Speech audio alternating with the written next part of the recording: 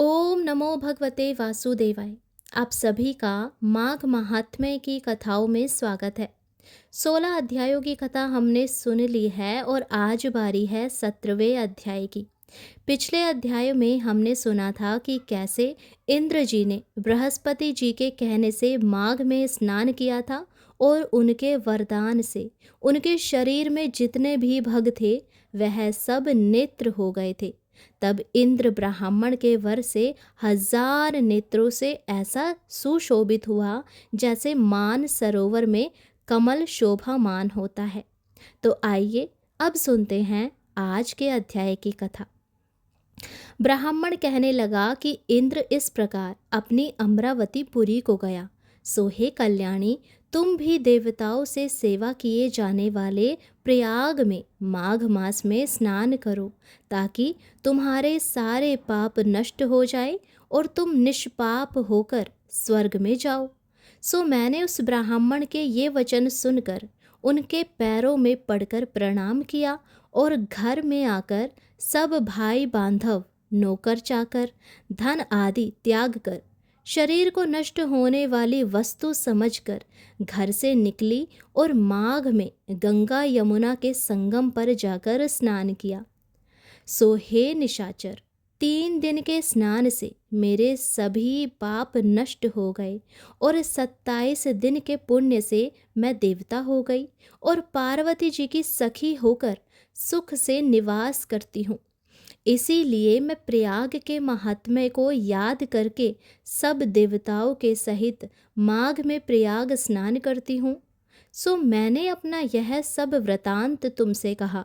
तुम भी इस योनि में पड़ने और कुरूप होने के सब कारण कहो।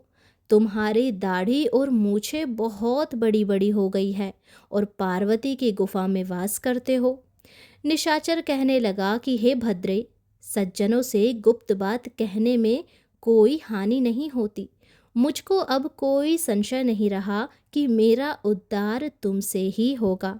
सो मैं अपना सब वृतांत तुमसे कहता हूँ। मैं काशी में वेदों का ज्ञाता था और बड़े उच्च कुल के ब्राह्मण के घर में जन्म लिया था। मैंने राजा, पापी, शूद्र तथा वैश्यों से अनेक प्रकार के दान लिए। मैंने दान लेने में चांडाल को भी नहीं छोड़ा। उस जन्म में मैंने कोई भी धर्म नहीं किया। वहीं पर ही मैं मृत्यु को प्राप्त हो गया। तीर्थ स्नान पर मरने के कारण नरक में नहीं गया।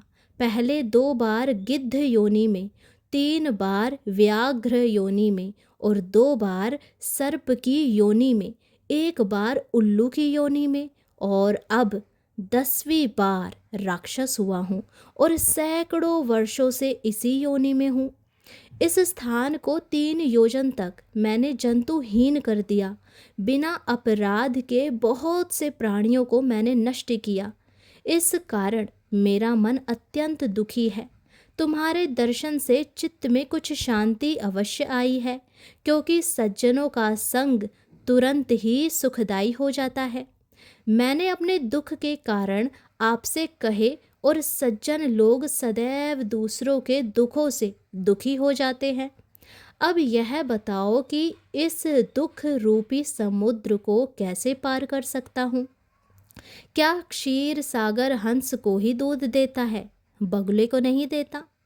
दत्तात्रेय जी कहने लगे कि इस प्रकार उसके वचन सुनकर कांचन मालिनी कहने लगी कि हे राक्षस, मैं अवश्य तुम्हारा कल्याण करूंगी।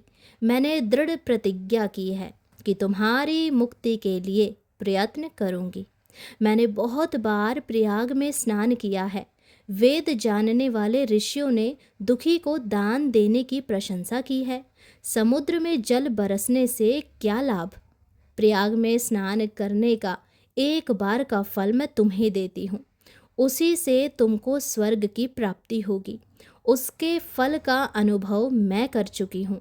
तब उस अप्सरा ने अपने गीले वस्त्र का जल निचोड़कर जल को हाथ में लेकर माघ स्नान के फल को उस राक्षस को अर्पण किया। उसी समय पुण्य प्राप्त वह राक्षसी शरीर को छोड़कर तेजमय सूर्य के सदृश देवता रूप हो गया। आकाश में विमान पर चढ़कर अपनी कांति से चारों दिशाओं को प्रकाशित करता हुआ शोभामान हुआ और कहने लगा कि ईश्वर ही जानता है कि तुमने कितना बड़ा उपकार मुझ पर किया। अब भी कृपा कुछ शिक्षा दो जिससे मैं कभी पाप ना करूं। अब मैं तुम्हारी आज्ञा पाकर स्वर्ग में जाऊंगा।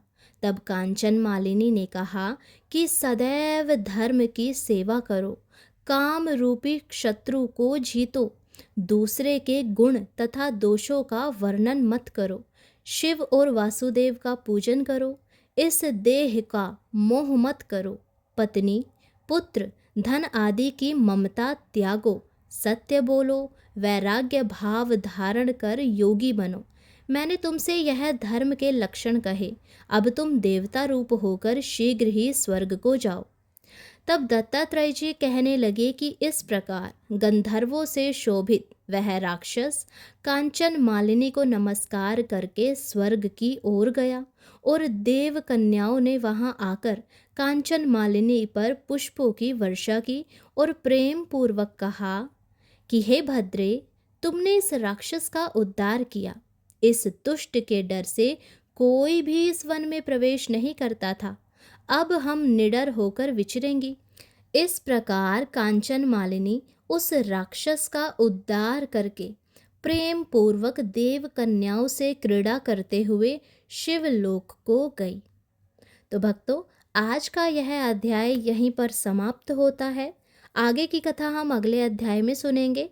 अगर ये कथा आपको पसंद आई हो तो अपने सभी भाई बंधुओं के साथ शेयर करें, चैनल को सब्सक्राइब करें। माघ मास में अब केवल कुछ ही दिन शेष रह गए हैं, तो आप नित्य प्रतिदिन इन कथाओं को सुनें और भगवान की असीम कृपा प्राप्त करें। राधे राधे, हरे कृष्णा।